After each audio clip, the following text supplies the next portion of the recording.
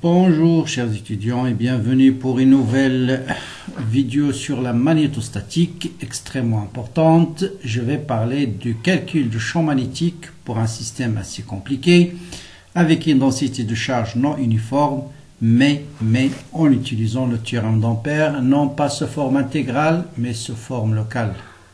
Et vous allez voir que l'utilisation de cette forme locale, qui est cette expression-là, permet dans certains cas, et c'est l'exemple que je vais étudier, de calculer le champ magnétique d'une façon extrêmement facile. Donc voilà l'exercice. On vous dit un cylindre creux, c'est-à-dire vide au milieu, infini, de rayon intérieur R1, de rayon extérieur R2, et parcouru par une densité de courant qui est suivant au θ. Donc voilà les densités de courant. Ils sont sous forme de cercle qui tourne autour de l'axe OZ, donc c'est une densité qui est suivante au θ. En plus, cette densité n'est pas uniforme. Donc vous voyez, il diminue au fur et à mesure que le rayon augmente. Et le but, c'est de déterminer le champ magnétique dans les trois régions de l'espace en utilisant la forme locale du théorème d'Ampère. Vous êtes posé la question à quoi c'est quoi est dû la présence de cette bouteille ici? Ça vous permet de déterminer le champ magnétique connaissant le sens du courant. Donc si le courant tourne dans ce sens-là, vous tournez, c'est-à-dire le courant circule dans ce sens-là, vous faites la règle des turbo-champs. Si vous tournez le bouchon dans ce sens-là, la bouteille s'ouvre, ça veut dire le champ magnétique va être suivant plus Z. Bien, comme la forme intégrale, toujours le canevas est le même, d'abord l'invariance, ensuite la symétrie. Bon, vous avez un système infini, donc vous avez bien sûr invariance par rotation autour de θ. Si vous êtes là, là ou là, vous allez observer toujours le même système. Donc le champ ne dépendra pas, qui dépend a priori de R, θ et Z. Donc on a invariance par rotation autour du cylindre, donc le champ ne dépend pas de θ. Là on a invariance par translation sur l'axe Z. Si vous êtes là, là ou là, du moment où le cylindre est infini, vous allez observer toujours le même cylindre, donc ne dépend pas de Z. Autrement dit, le champ ne dépend que de R. Maintenant, la symétrie. Quelle sera la direction du champ en un point M quelconque de l'espace? Maintenant, pour la symétrie, toujours pour le champ magnétique, cherchez d'abord, est-ce qu'il y a un plan de symétrie qui passe par le point M? Bon, je rappelle, le cylindre est infini. Voilà les densités de courant. Ils sont des spires qui tournent autour de Eθ. Toujours, on cherche un plan de symétrie de quoi? Des sources, c'est-à-dire du courant. Et vous voyez bien que le plan en jaune, qui est le plan M, ER, Eθ, et les plans de quoi? Plan de quoi? Réfléchissez, plan de symétrie. Pourquoi c'est un plan de symétrie?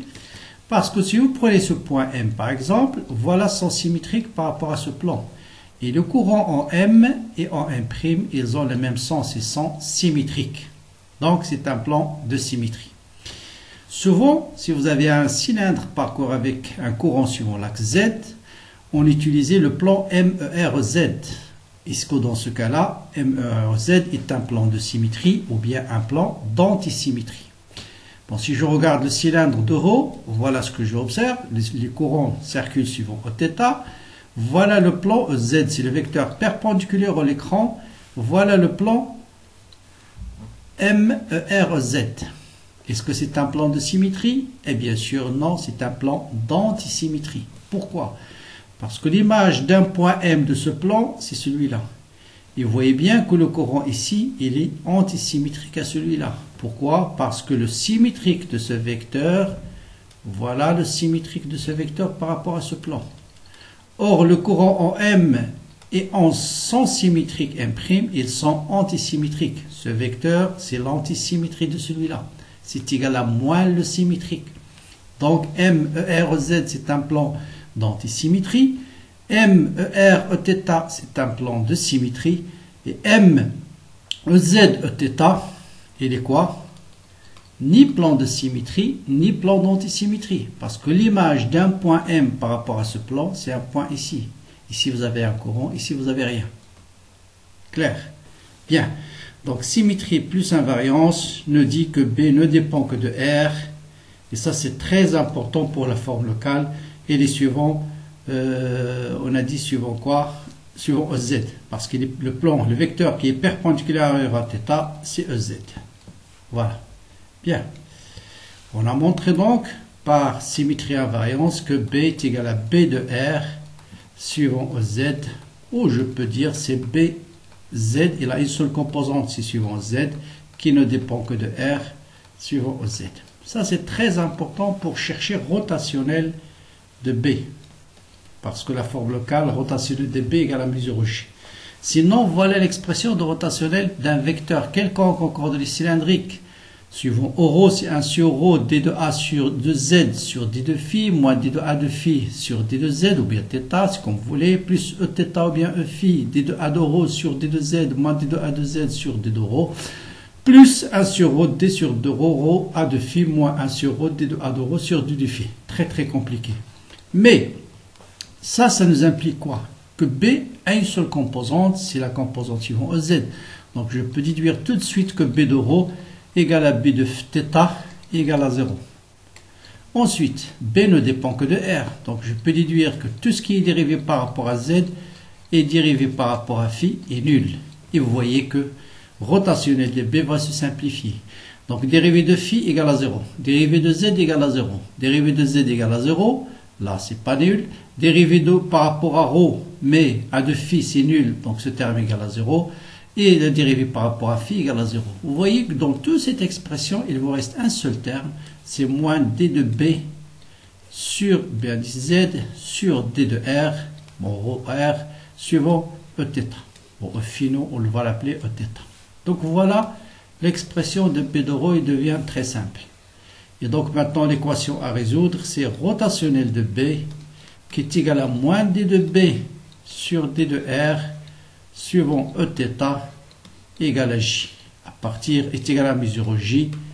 Et à partir de cette équation, déterminer le champ magnétique sans appliquer le théorème d'Ampère sous forme locale, mais juste appliquer ce théorème d'Ampère sous forme intégrale plutôt, à l'appliquer uniquement sous forme locale. Bien. Passons à... Donc voilà l'équation à résoudre qu'on va résoudre dans les trois régions 1, 2 et 3. Donc région 1, moins d de B sur d de R, suivant Eθ, égale à quoi? Égale à mesure J. Est-ce qu'il y a une densité de courant ici? Bien sûr, il y a 0. Donc vous avez d de B sur d de R égale à 0. Donc B1, je l'appelle B1 dans la région 1, est égal à une constante C1. Voilà, le champ magnétique dans la région 1, c'est une constante. Après, on verra comment déterminer les constantes. Deuxième cas, R compris entre R1 et R2, c'est-à-dire la région 2. Donc, toujours G moins D de B sur D de R est égal à mu0. J, bien sûr, j'ai une densité de courant J, et je vais remplacer J par sa valeur. Donc, J, c'était quoi?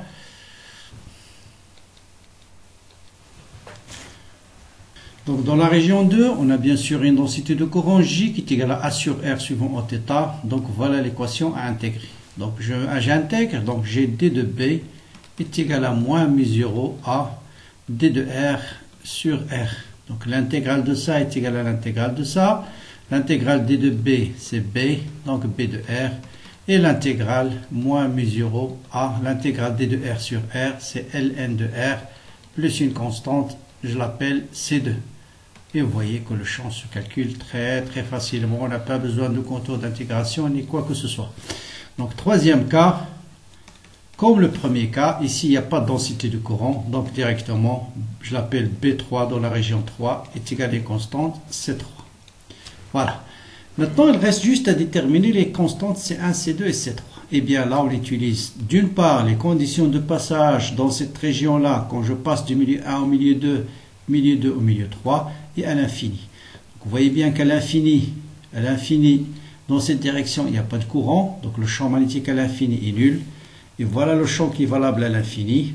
Donc on va dire à l'infini, B égale à 0, ce qui implique C3 égale à 0. Donc B3 égale à 0. Bien. Maintenant, je vais copier donc BR. Donc je vais copier tout ça dans la page suivante. Maintenant, pour déterminer ces deux, on va utiliser les relations de passage ou de continuité entre 2 et 3. Et pourquoi le champ est continu? Parce qu'on a une densité de courant volumique. Donc on va dire que B3, lorsque R, très important à noter, égale R2, doit être égal à B2. Bon, le milieu 2, je l'appelle B2, lorsque R est égal à R2.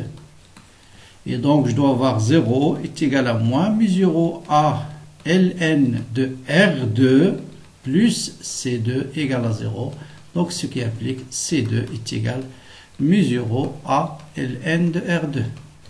D'où B2 égale mu0 à ln de R2 moins ln de petit r, donc R2 sur petit r. Vous voyez que le champ se calcule d'une façon très élégante, pas besoin du contour ni rien du tout. Donc troisième cas, R inférieur à R1, là aussi on va utiliser la continuité sur ce passage, sur cette surface là. Donc je dois avoir B1 lorsque R est égal à R2 doit être égal à B2 lorsque R est égal à R2. Très facile. Donc B1 c'est une constante, donc C1 est égal à B2 lorsque R est égal à R2, donc mu0 à ln de R2 lorsque R est égal à R1, pardon, lorsque R est égal à R1. On calcule la continuité sur la surface de R1. Donc R2 sur R1. Donc B1, ce sera mu0 fois A ln de R2 sur R1. C'est pas beau la physique. Vous voyez que les choses se calculent très facilement si on utilise correctement la forme locale du théorème d'Ampère. Donc voilà pour cet exercice. J'espère qu'il sera très utile pour vous. Comme d'habitude, partagez-le avec vos amis. Bon courage, bonne continuation et à bientôt.